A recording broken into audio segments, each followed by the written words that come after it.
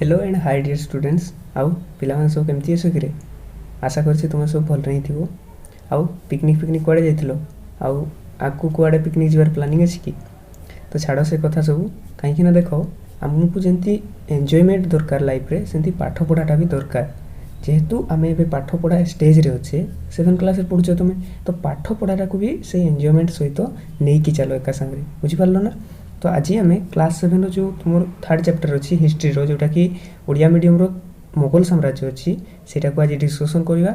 Exam रे केंती question आसीबो आउ आमे एग्जाम रे केंती बेस्ट स्कोर करि परबा सबठु हमर ताले सेही गुडा को आज आमे चैप्टर टी को बोल भाव रे बुझिबा केमती कोन अच्छी मुगल साम्राज्य रे किए थिले अकबर हुमायूं जहांगीर एंती सब जेते सब शासक थिले तांको विषय रे पढ़िबा। तो जो माने भी हम चैनल नुआ अछो काइंडली एतकी रिक्वेस्ट छुआ वीडियो को लास्ट पर्यंत देखो जदि तुम बुझिबार अच्छी ताले स्किप करिवो नाही जमारू।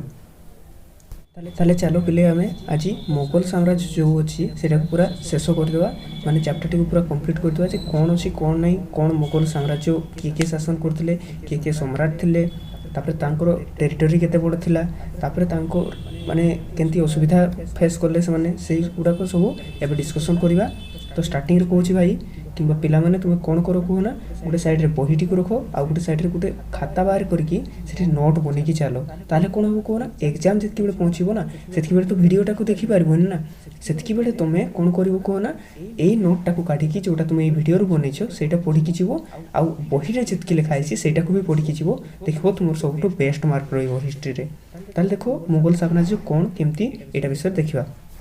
ताले ये मुगल साम्राज्यटा केबेरु स्टार्ट हेतिला छुआ ना 1526 रु स्टार्ट हेतिला एवं शेष केबे हेतिला तार साम्राज्य ना 1707 मसिया रे शेष हे जाइतिला। ताले देखो मुगल साम्राज्य जो मुगल माने थिले भारत को केमती आस्थिले सेटा भी पढिबा। 16 शताब्दी प्रारंभ रे तुगलक वंशर पतन परे सुल्तान शासन दुर्बल होई पडिला। ताले कोन होची ना 16 शताब्दी प्रारंभ रे कहा जाउची एठी हमको केते ना 16 शताब्दी किंतु हम बुझिबा केते ना सेटा 1500 शताब्दी रु नेक्स्ट पीरियड टा को बुझिबा किंतु कहूची से 16 शताब्दी माने कहा जीवो तुमको गोटे वर्ष गोटे शताब्दी एक्स्ट्रा कहा जीवो किंतु तुमे बुझिबो केते ना सेटा को गोटे छाडी की बुझिबो माने जेंति कि 21 शताब्दी कहा जाउची माने सेटा केते शताब्दी टा को हम बुझिबा ना 2000 रो नेक्स्ट जो एज टा आसुची माने कि 2000 रु 21 मसिया पर्यंत एज टा को कोन कहा जीवो ना 21 शताब्दी बोली की कहा जाय। ताले देखो ना 16 शताब्दी रो स्टार्टिंग रे कोन हला ना ए जो हमर भारत रे शासन करथिले सुल्तान माने तुगलक वंशर सुल्तान माने से माने जो शासन करथिले सेटा दुर्बल हे पडला माने से माने राज्य गुडा को ठीक से शासन करि पारलेनी जहाँ पर कौन है ना सामंत और प्रादेशिक शासक माने सुल्तान मान को खातिर न कर निज निजर स्वाधीनता घोषणा करथिले माने हमर जो भारत को लगी कि जो अफगानिस्तान थिला देखो छुआ कोन हेतिला ना एमती हमर भारत टी अछि एपटे पंजाब अछि हरियाणा अछि दिल्ली अछि एमती ताले देखो एठी हमर जो अफगानिस्तान हेगला एठी पाकिस्तान सीना अछि एबे नो भाग होई कि हेछि 1947 परे किंतु एटा तो भारत वर्ष रे थिला ना ताकू लागी कि कोन अफगानिस्तान अछि एपटे ईरान अछि इराक अछि एमती सब अछि तो से माने देखिले जे भारत रे सुल्तान माने ठीक से शासन करि पार नांती केते बेले ना जेते बेले 1500 शताब्दी माने 16 शताब्दी रो स्टार्टिंग रे सेतकी बेले से माने कोन करले ना भारत रे आक्रमण करिवा पई चेष्टा चलाइले आ कोन हैला ना जो शासन क्षमताटा ठीक से चालूनी देखी कि हम भारत वर्ष रे जे राजा माने थिले शासक माने थिले से माने भी विद्रोह कले बुझि पारलो फल रे देश रे अराजकता और विशृंखला देखा देला जहाँ पर कोन हैला ना जेहेतु शासन ठीक से हेई पारुनी आम देश रे भी राजा माने सब विशृंखला देखा देला आ कोन करले ना से माने निज को निजे स्वाधीनता घोषणा कले माने कहले जे आमे कहार अंडर रे रही कि शासन करबोनी आमे हमर प्रजा मानन को निजर स्वाधीनता आकारे शासन करबो बोली कि से माने घोषणा कले जेमति कि देखो तुमरो जदि सार आसी नांती से दिन क्लास रे जो मॉनिटर थाए तुम समस्त को डिसिप्लिन वे रे बसई कि रखे ना जदि सेठी मॉनिटर जणे डिसिप्लिन रक्षा करि पारुनी तुमर कोठिकार क्लासरूम रो ताले सेठी विशृंखला करिवे ना छुआ सब देखिथिबो जेते क्लास रे मॉनिटर ठीक हेई न थाए से क्लास रे केते बदमाशी हुए से कथाटा कहूची जेहेतु सुल्तान माने ठीक से शासन करि पारलेनी हम देश भितरे विशृंखला सब देखा देला सेते बेले दिल्ली रे लोदी वंशर सुल्तान इब्राहिम लोदी राजत्व करथिले एटा परीक्षा रे क्वेश्चन पचारे छुआ जे कोन ନା ଆମର ଯେତିକିବେଳେ ମୋଗଲ ସାମ୍ରାଜ୍ୟ ଭାରତରେ ଆକ୍ରମଣ କଲେ ବା ମୋଗଲ ମାନେ ଯେତିକିବେଳେ ଭାରତକୁ ଆକ୍ରମଣ କଲେ ସେତିକିବେଳେ ଭାରତର ଶାସନ କିଏ କରୁଥିଲେ ବା କେଉଁ ରାଜା ଭାରତର କେଉଁ ସମ୍ରାଟ ଭାରତର ସେତିକିବେଳେ ଶାସନକର୍ତ୍ତା ଥିଲେ ସିଏ କିଏ ନା ସିଏ ଥିଲେ ଆମର ଛୁଆ ଲୋଧି ବଂଶର ଶେଷ ସମ୍ରାଟ। ସେ କିଏ ନା ସିଏ ହେଲେ ସୁଲତାନ ଇବ୍ରାହିମ ଲୋଧି। କିଏ ଛୁଆ ନା ମନେ ରଖିବ ଏଇଟା ଖାତାରେ ଲେଖି ରଖ ସୁଲତାନ ଇବ୍ରାହିମ ଲୋଧି। ଚାପ୍ଟରଟିକୁ ବହୁତ ଭଲସେ ବୁଝ ଛୁଆ ଏଇଟା ବହୁତ କନସେପଚୁଆଲ ଜିନିଷ ଯଦି ଭିଡ଼ିଓକୁ ସ୍କିପ୍ କରିବ ମୁଁ ଆଗରେ କହିଦେଉଛି ଟୋଟାଲି ବୁଝିପାରିବନି କିଛି। ତାପରେ ଦେଖ ତାଙ୍କ ସ୍ୱେଚ୍ଛାଚାରୀ ଶାସନରେ ଆଫଗାନ ଅମିରମାନେ ଅସନ୍ତୁଷ୍ଟ ହୋଇ ତାଙ୍କ ବିରୁଦ୍ଧରେ ଷଡ଼ଯନ୍ତ୍ର କଲେ। କ'ଣ ହେଲା ନା ତାଙ୍କର ସ୍ୱେଚ୍ଛାଚାରୀ ଶାସନ ମାନେ ଏଇଟା ବୁଝ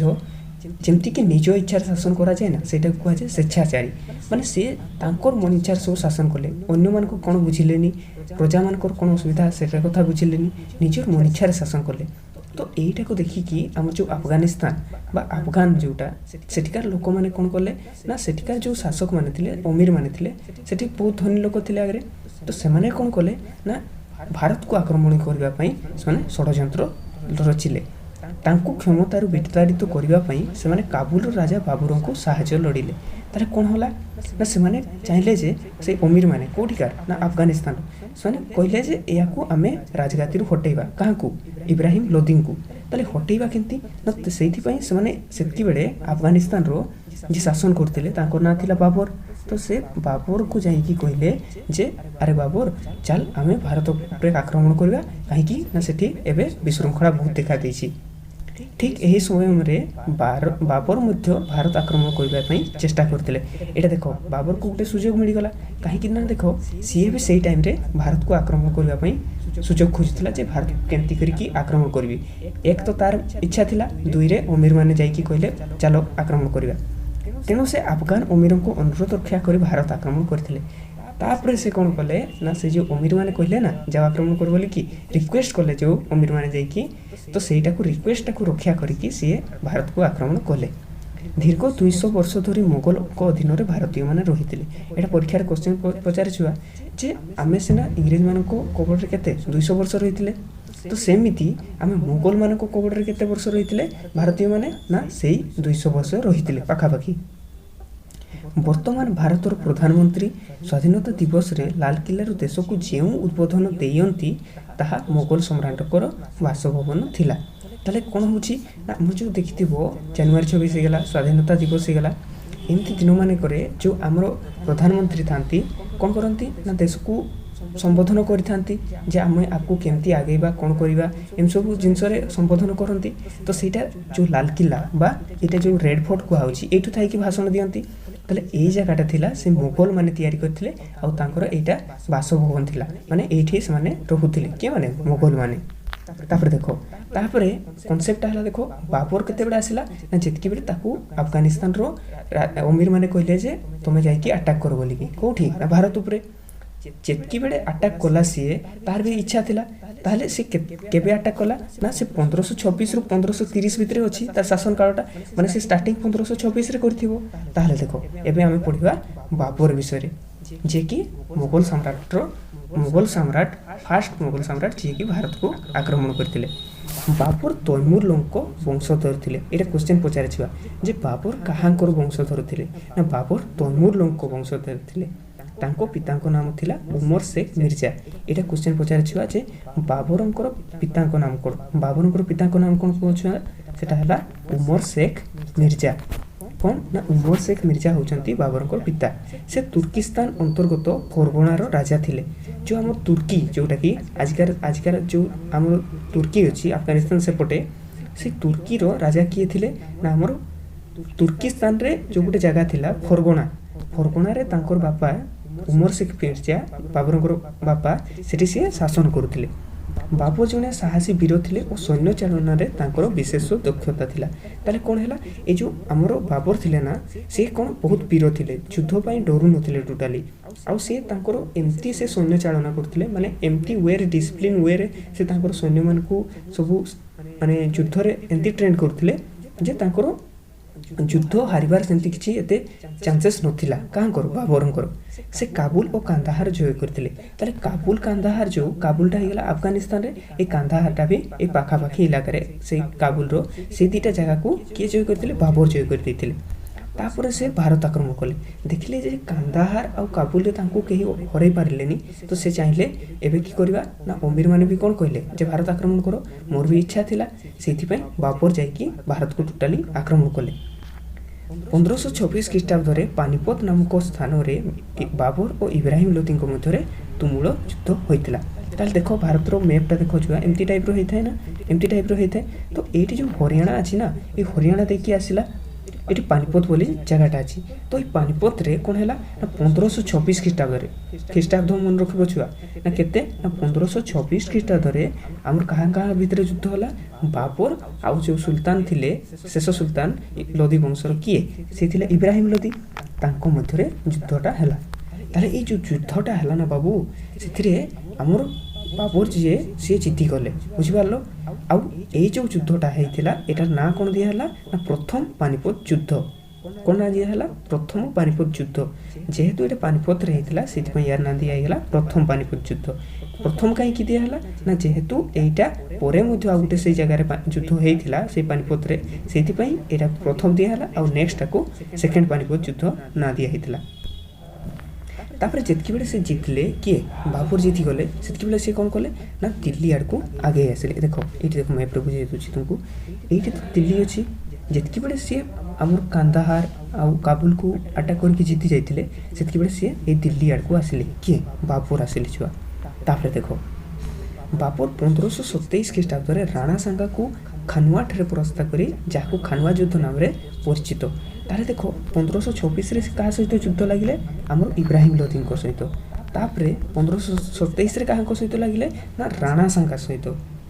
ରାଣା ସାଙ୍ଗା ଜଣେ ରାଜପୁତ ଥିଲେ, ତାଙ୍କ ସହିତ ଯୁଦ୍ଧ ଲାଗିଥିଲେ। କେଉଁଠି ନା ଖାନୁଆଠାରେ ଯୁଦ୍ଧ ଲାଗିଥିଲେ। ଏଇଟା ମନେ ରଖିବ ଛୁଆ ଯେ ଖାନୁଆଠାରେ କେତେ ମସିହାରେ ବାବର ଓ ରାଣା ସାଙ୍ଗାଙ୍କ ମଧ୍ୟରେ ଯୁଦ୍ଧ ହେଇଥିଲା ନା 1527ରେ। ଗୋଟେ ବର୍ଷ ପରେ ଆଉ ଏହାପରେ ସେ ମେଦିନୀ ରାଓଙ୍କ ବିରୋଧରେ 1528 ଖ୍ରୀଷ୍ଟାବ୍ଦରେ ଯୁଦ୍ଧ କରି ଚନ୍ଦେରୀ ଦୁର୍ଗକୁ ଅଧିକାର କରିଥିଲେ। କ୍ୱେଶ୍ଚନ୍ ଏମିତି ପଚାରେ ଯେ 1528 ଖ୍ରୀଷ୍ଟାବ୍ଦରେ ବାବର ଯୁଦ୍ଧ କରିକି କେଉଁ ଜାଗାଟିକୁ ଅକ୍ତିଆର କରିଥିଲେ? ସେଇ ଜାଗାଟା କ'ଣ ନା ଦିଆହେଇଥିଲା ନା ଚନ୍ଦେରୀ ଦୁର୍ଗଟା ଯେଉଁଟା ଥିଲା ସେଇଟାକୁ ସିଏ ଜିତିଥିଲେ। କାହାକୁ ହରେଇକି ଛୁଆ ନା ମେଦିନୀ ରାଓ। ମେଦିନୀ ରାଓଙ୍କୁ ହରେଇକି ସେ କ'ଣ କରିଥିଲା ନା ଆମର ଯେଉଁ ଚନ୍ଦେରୀ ଦୁର୍ଗଟା ଥିଲା ସେଇଟାକୁ ଅକ୍ତିଆର କରିନେଇଥିଲା।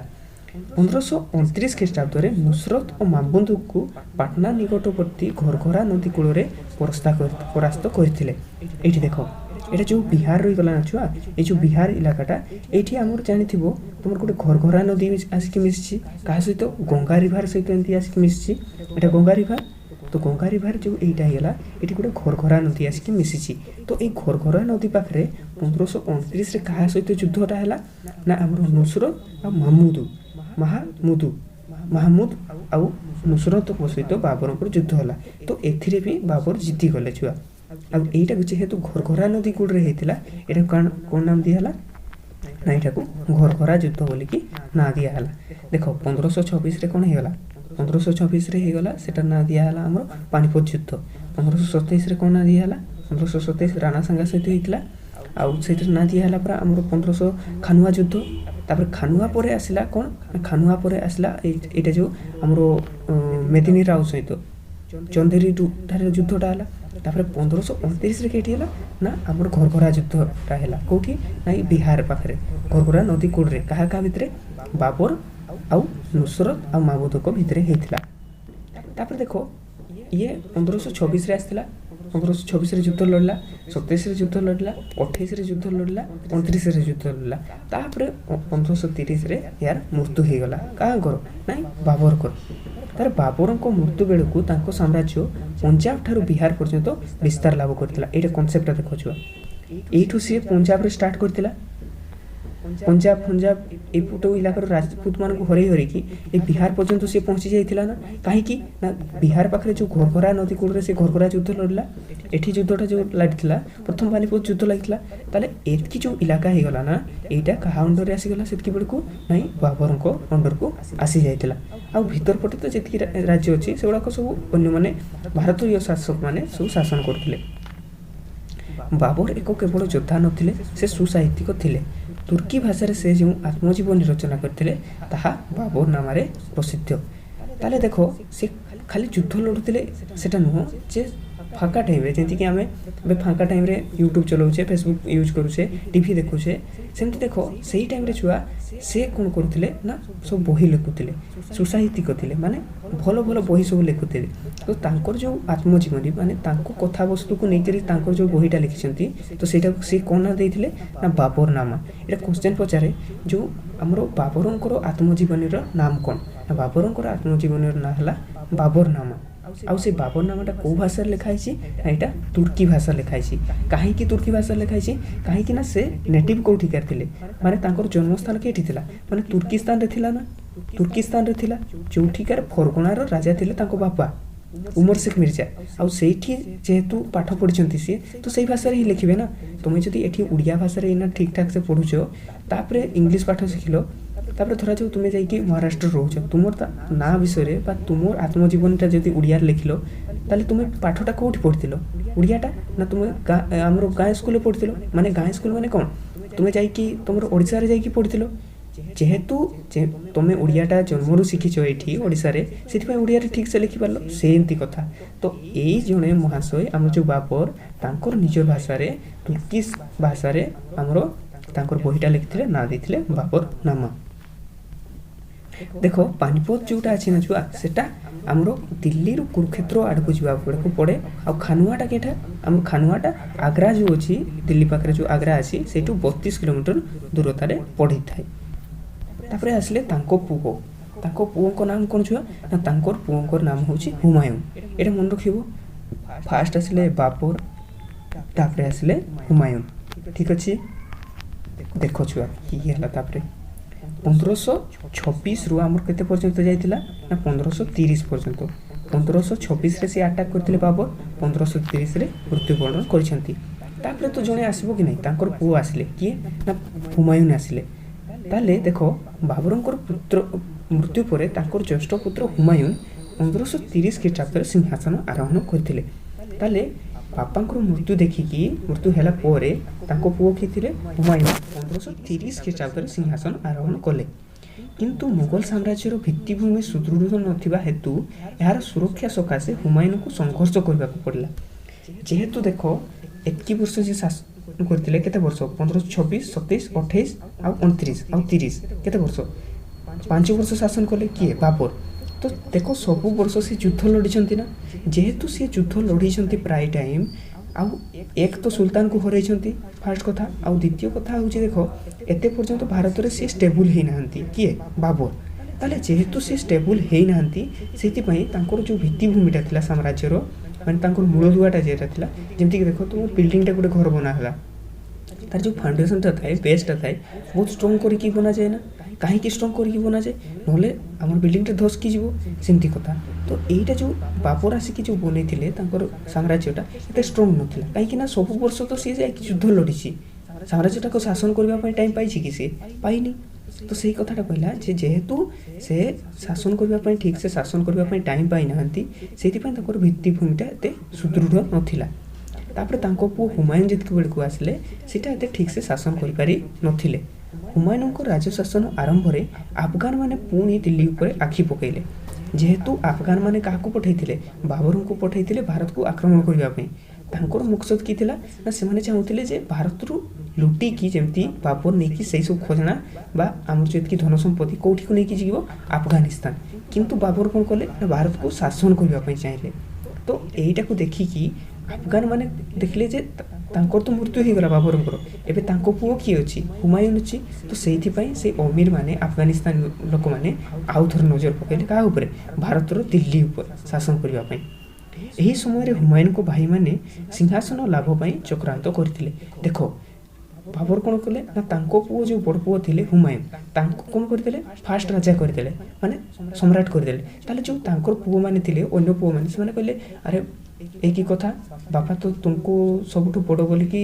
सम्राट करदेले ताले आमे कौन करिवु आमे कोन भकुआ एमती सब भाबिले कि तांकर अन्य भाई माने से माने चाहिले जे केमती आमको हटे कि हुमायूं को हटे कि आमे दिल्ली ऊपर शासन करि परिबा तापरे देखो केतेक सम्भ्रांत और उच्चपदस्थ कर्मचारी हुमायूं विरुद्ध में चक्रांत कले ताले ये सम्भ्रांत वंशीय माने कौन ना जितकी सब बड़बड़िया राजा माने थिले बड़बड़िया घर लोक माने थिले आ उच्चपदस्थ कर्मचारी माने जे माने को बाबर बड़ बड़ पोस्ट रखिथिला हमर से माने कोन कले ना हुमायूं जो शासन करछन तांकर विरुद्ध रे सब नारा छाड़िले तांको विरुद्ध रे चक्रांत कले तांको केंती हटेइबे जेमति कि देखो जदि हम कंट्री रे बीजेपी शासन करुच्ची ताकू हटेइबा पई अन्य राजनीतिक दल अछि कि नहीं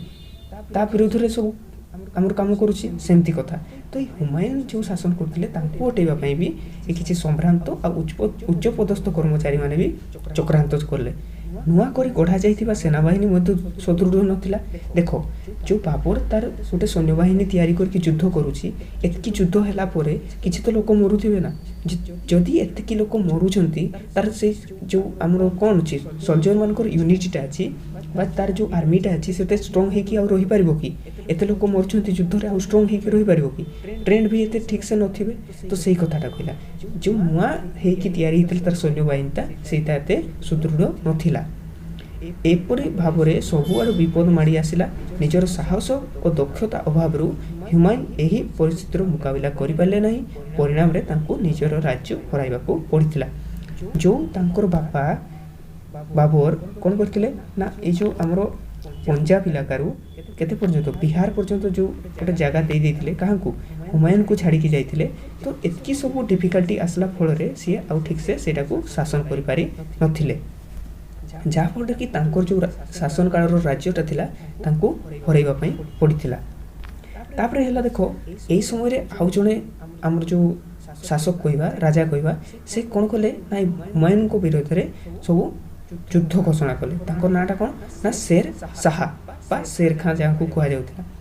हुमायूं बहादुर शाह को परास्त करी गुजरात और माड़व अधिकार करथिले ताल देखो भारत मैपटा देखो टिके इमेजिन करो एंती एंती हेता एंती सब हेता ना भारत मैपटा एपटे अछि एंती एंती अछि ताले हुमायूं कोन करथिला ना बहादुर शाह को परास्त करिकी गुजरात ए जो हमर एंती एंती की अछि ए गुजरात को अधिकार करथिला आ कोठी जगहटा को माड़व को अधिकार करथिला किए हमर ए हुमायूं काहा को हरे की बहादुर शाह को पश्चिम बंग रे पश्चिम माने देखो एटा जो भारत मानचित्र हेला एंती हेला छुआ एटा हला पूर्व एटा हला पश्चिम एटा हला उत्तर एटा हला दक्षिण ताहले देखो पश्चिम रे बहादुर शाह को सहित जेतकी बेले युद्ध लागुथिला कि हुमायूं को जगह को अख्तियार करबा पई एटा जो गुजरात हे गला आ जो हमर माड़व को अख्तियार करबा पई से युद्ध लागुथिला कि हमर हुमायूं तो सेही टाइम रे ए पूर्व जो इलाकाटा रहिला ए पूर्व इलाकाटा रे शेर खां कि कला ना अफगान विद्रोही को मध्य अन्यतम थिला जो अफगानिस्तान वाला ट्राई करुथिले दिल्ली ऊपर शासन करबा पई कहिथिले फास्ट रू जे अफगानिस्तान वाला ट्राई करूछंती आउ थर भारत को आक्रमण करके दिल्ली ऊपर शासन करबा पई तो देखो कोन हैला तांको मध्य रे सबटु बेस्ट माने बेस्ट वॉरियर माने सबटु शक्तिशाली राजा किए थिला शासक किए थिला ना शेरशाह थिला तो सिए कोन कला ना ए जो पूर्व इलाकाटा अछि ना जेमति कि पूर्व इलाकाटा कहले हम देखो पश्चिम बंग अछि बिहार अछि ए सब इलाका रे कोन कला ना सिए आक्रमण कला सिंहासन आरोहण पर हुमायूं शेर खां विरोध रे युद्ध यात्रा करथिले और शेर खां आत्मसमर्पण करथिले तापरे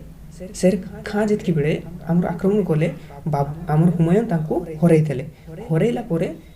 जेहेतु हारि जाइछंती शेर खां तांको निकट रे सरेंडर करथिले परे जेते बेले हुमायूं बहादुर शाह को सहित युद्धरत थिले शेर खां पुणी बंग राज्य आक्रमण करथिले जेतकी बेले सी गुजरात आ माड़व रे हमर कोन करछंती का सहित बहादुर शाह को सहित लढुछंती किए हुमायूं लढुछंती सेही टाइम रे सुजोग पाई कि ए जो शेर खां जो आत्मसमर्पण करथिला आउथर कोन कला ना आउथर विरोध कला कांकू हुमायूं को आ कोठी अटैकटा कोठी कला ना से बंग राज्य ऊपर आक्रमण कला बंग राज्य सेते बहुत पड़थिला छुआ एठी देखो मैप रे देखो तुमे जानि परिबो एटा देखो बंगोला जोटा कुहा होछि ना ए बंगोला थिला सेतकी बेले बंगो कुहा जाउतला तो एटा केते बड़ थिला देखो तो एई थिरे अटैक कला कि शेर खां अटैक कला ये जो गुजरात माड़व यही जो इलाकाटा को किए जाइथिला हमर हुमायूं पळैथिला कांको सहित युद्ध करबा पई हमर बहादुर शाह को सहित एठी अटैकटा करितला किए हमर शेर खां तापरे कोन हला देखो सही समय बंगर राजा सुल्तान महमूद शाह बहुत अर्थ दे शेर खां सहित संधि करने बाध्य होते जितकी बेले अटैक करदेला ना बाबू सेतकी बेले सेठी जो आमर राजा थिले बंगरे किए थिले ना आमर शेर महमूद शाह जो राजा थिले से बहुत डरी गले कौच अरे भाई आ तू तो अफगानिस्तान रु एते बड़ सेना नहीं कि आसचु आते हणाकटा करुचु लोक मान को एते अत्याचार करके मारी दउछु आउ मु तो एते युद्ध लड़ी पारिबिनी तो सहित से डरिकी कौन कला महमूद शाह ना ये शेर खां को आत्मसमर्पण कला आत्मसमर्पण करके ताकू बहुत अर्थ देदेला जे भाई तुम्हें पैसा पत्र नियो किंतु आम राज्य को छाड़ी दियो आम राज्य को आक्रमण करो नहीं बुझिपार तांको सहित एमती से डील कला किए महमूद शाह और शेर खां फल शेर खां को प्रभाव बंग और बिहार रे बढ़ीगला ये देख मैप्टे तुम देखले जापर ठीक से ये जो बंगला हो गला ये जो बंगला हो गला और बिहार यही इलाकाटे जेहेतु महमूद शाह लड़िला नहीं ताको पैसा देदेला जे तुम्हें आक्रमण करो बोली न करो बोली कि तो ये जगह क्या अंडर को आसीगला शेर खां अंडर को आसीगला तापरे देखो 1537 ख्रीष्टाब्द हुमायूं गुजरात रु फेरी शेर खां को विरोध में युद्ध करी चुनार दुर्ग अधिकार करथिले ताले देखो ये 1537 कौन है ना हुमायूं गुजरात को जाइथिले बहादुर शाह को युद्ध लड़िबा पई सेठु जेहेतु बैक करुथिले सेतबे चुनार दुर्ग को अख्तियार करनेले यहाँ पर बंग यात्रा करी गौड़ अधिकार करथिले तापर कौन कले बंग इलाका किए शासन कर शेर खां तो ताकू हरैबा जितके बेले जाउथिले से रास्ता कौन पाइले ना गौड़ बोली गोटे जगह पाइले सेटा हरैदेले सी किए हुमायूं शेर खां नारा बनारस जौनपुर अधिकार करने देखो ये तो बंग बिहार शासन करथिला एपटे बढ़िला धीरे धीरे को जगह गुड़ को अधिकार करने ना बनारस को अधिकार कला किए शेर खां कनसेप्ट बुझी छुआ ये एपटू आसूची किए हुमायूं आसुची एपटू आ ये शेर खां जाऊँगी एपटू बनारस को अधिकार कला जौनपुर को अधिकार कला ये फास्ट कौन करथिला ना माड़व आ बंग को अधिकार करथिला तापरे कौन कला ना गौड़ को अधिकार करनेला तो ये एपटू जाउची चुनार दुर्ग को अधिकार करने जाइछि ये एपटू जाउची हुमायूं ये एपटू आसुची किए हमर शेर खां कोसी और गंगा नदी मध्यवर्ती अंचल शेर खां अधीन को आसीगला ताले जो कोसी नदीटा थिला बिहार रो कोसी नदी आ गंगा नदी तार भितरे जो आमर इलाकाटा आसीगला जितकी इलाका थिला सेटा कहा अंडर को आसीगला ना आमर शेर खां को अधीन को आसीगला यह शुणी हुमायूं आग्रा अभिमुखे यात्रा करने बेले शेर खां को पथ अवरोध करते माने देखो ये एपटू जाऊँगी गुजरात पटू किए आमर हुमायूं जाऊँगी ये एपटू जाइए किए शेर खां दिल्ली को अख्तियार करने जेहेतु देखला जे आमर दिल्ली के पहुँची जदि किए आमर जाती जाइए किए शेर खां जब पहुँची ताल भारत को सी साम्राज्य को कंस्ट्रक्ट करदेव तो ताकू अटकैवाई आमको मध्य जितकी बेले हुमायूं आउ थे दिल्ली को जाऊला यही तार पथटा को हुमायूं पथ को किए अवरोध कला ये शेर खां जाकि अवरोध कला तापर कौन है देखो चौसा ठारे 1539 ख्रीष्टाब्द परस्पर मध्य युद्ध है यहाँ परीक्षार पचार छुआ जे केते मसीह चौसा ठारे जो युद्धटा है क्या मध्य शेर खां और हुमायूं को मध्य जहाँफल कि आमर चौसाठ युद्ध होता ना सेटा है आम 1539 ख्रीष्टाब्द यही युद्ध में हुमायूं परास्त हेले फल जीवन रक्षापी आग्रा को पड़ेले ताल देखो ये 1539 कौटी युद्धटा है सी ऊपर पटू एपटे रही जाइए शेर खां ये जाऊँगी हुमायूं एपटू तो जगहटा है चौसा ये 64 1539 युद्धटा है एत भयंकर है जे हुमायूं हारीगला हुमायूं हारीगला तापर से डरिकी कौटी पड़ेगा आउ कहला जे भाई तो सहित युद्ध फुद्ध लगे तू तो जहाँ कर कर मोर चलनी मोर घर को कौटी थिला ता घर आग्रा थिला दिल्ली आग्रा से इलाका पड़ेगा किए आमर हुमायूं तापर देखो 1540 ख्रीष्टाब्द कौनस ठारे हुमायूं और शेरशाह मध्य युद्ध होता और यही युद्ध में परास्त होगी दिल्ली सिंहासन हरैले ताहले देखो 1539 64 जहाँ हारिकी सी आग्रा पड़ेगा हुमायूं तापर 1540 आउ थे कौटी युद्ध लगे कौनस ठारे ये पचारे छुआ क्वेश्चन तुम कन्फ्यूज हेबनी जे कौटारे हारिकी सी भारत को छाड़ी देता ना 1540 को हारिकी से कौनसे जो हारला तापर हारला पर सी भारत को छाड़ी देथिला हुमायूं शेर खां छाड़ीनी शेर खां दुई थर जाक जीति शेर खां जितला पर ताको खेदे देला काको हुमायूं को डायरेक्ट पारस्य कहले से बेले से जगह ना कौन था ईरान एबेकार ना हूँ तार ईरान से बेलकार ना था पारस्य तो ताको खेदे कि कौटी को पहुँचे ना आमर पारस्य को खेदे देला 1539 किंतु आग्रा को पहुँचे देता किंतु 1540 जो युद्धटा है कहला भाई तू सब युद्ध लगुच शेर खां कहला तू पला एठू देश छाड़िकी आम 1540 ख्रीष्टाब्द 1555 ख्रीष्टाब्द पर्यंत शेरशाह भारत में शासन करते ताले देख 1540 रु 1555 पर्यंत 1540 रे कौ नजर हरैकी खेदी देला हुमायूं को तापर जितकी टाइम बचिला तो सेठू सी 1555 पर्यंत शेर खां भारत में शासन कला शेर शाह को मृत्यु पर हुमायूं निज राज्य फेरी पाइबा चेष्टा कले ताले देखो ये पड़े ईरान को पड़े किए ईरान को किए पड़े हुमायूं पड़े ना डरिकी तो देखला जे शेर खां जेहेतु मरीगला दिल्ली रे जो शासन करथिला शेर खां बा शेर शाह जितकी बेले हारीगला बा मरीगला जितकी बेले हुमायूं आउथर चाहला जे मु जाइकी दिल्ली रे आक्रमणटा करदेबी से पारस्य राजा साहाय्य रे काबुल और कांदाहार अधिकार करनेले ताले कौन है ना जो काबुल और कांदाहार थिला ना सेटा को आउथर सी जय करनेला कहा को ता बाप भलिया ता बाप जंती फास्ट स्टार्टिंग रे कौन करथिला काबुल कांदाहार को अख्तियार करनेता ये भी सेंती जाइकी फास्ट स्टार्टिंग रे काबुल और कांदाहार को अख्तियार करनेला किए हमर हुमायूं को राजा साहाय्य से जो हमर ईरान रो राजा साहाय्य से जाइकी सेगुड़ा को अख्तियार करनेला तार 1555 ख्रीष्टाब्द पंजाब जय करी दिल्ली और आग्रा को अधिकार करनेले तापर कौन है जो 1555 होगा ना छुआ ये 1555 रे से दिल्ली और पंजाब और आग्रा को अधिकार करनेला तापर 1501 वर्ष पर 1 वर्ष अधिक समय भोग कर पारे ना ताले कौन कले ना 1555 को आसीगले दिल्ली को शासन करने किए हुमायूं शासन कले किंतु लास्ट टाइम रे 1556 ख्रीष्टाब्द कौन है जितने बेले से बही पढ़ुते पाठागार जी बही आने जाते माने लाइब्रेरी तार थिला कहार हुमायूं तो सेठू बही जिते काढ़ुले तो सीडी थिला बहुत बड़ पाठागार तो सीडी रे जाइए बही आणुले माने सीडी को लगेदेवे जमी आम आजिकल कौन करे जे घर काम कहला बेले जी सीडी यूज करे सी सेमती कौन करते ना लाइब्रेरी बही काढ़ापी से सीडी यूज करते तो से जिते बही काढ़ुले से जो सीडीटा था सीडी गोड़ खसीगला तो एत ऊपर खसिले जे यही आमर क्या कर हुमायूं मृत्यु हो जाता अलरेडी तो छुआ ताले आज आमर एतकी ही था है ना बहुत लेंथी हो ना वीडियोटा तो जदि तुम्हें यार नेक्स्ट पार्ट चाहो आउ भाया कनसेप्चुआली बुझापी चाहो और एग्जाम भल मार्क रखापी चाहो ताले तुम्हें टी कमेंट बॉक्स में कमेंट करिवो जे सर आमको नेक्स्ट पार्ट दरकार आउ जदि ए वीडियो 5टी लाइक आसीबो मु तुमको आउरी बहुत कनसेप्चुआली बुझाई दे पारिबी बुझिपारलो ना तो जो माने भी वीडियोटा को लास्ट पर्यंत देखिलो टिके वीडियोटी को सब्सक्राइब वीडियोटी को लाइक कर दियो और चैनल टी को टिके सब्सक्राइब कर दियो और तुम जो भाई भौणी माने अछंती तुम क्लास रो सहित भी टिके शेयर कर दियो रहुछि छुआ धन्यवाद जय जगन्नाथ।